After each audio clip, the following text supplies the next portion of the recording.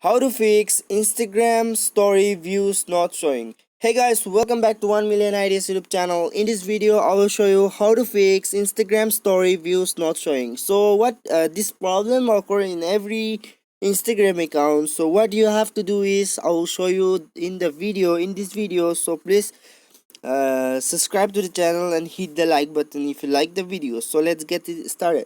So what you have to do is go to your um, Google Play Store. First of all, go to your Google Play Store and then search for Instagram.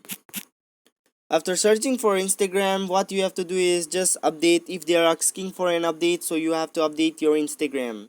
After updating your Instagram, what you have to do is make sure that your data connection is on. And if the data connection is on, then the problem will be solved. You if the network is your net is good, then the problem will be solved if you do this settings. So guys, if the problem doesn't work, then what you have to do is let's go to Instagram.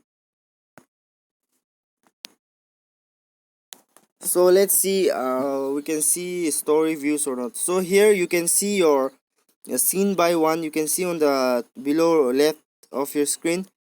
So this is how you can fix your fix your problem on Instagram. Thanks for watching.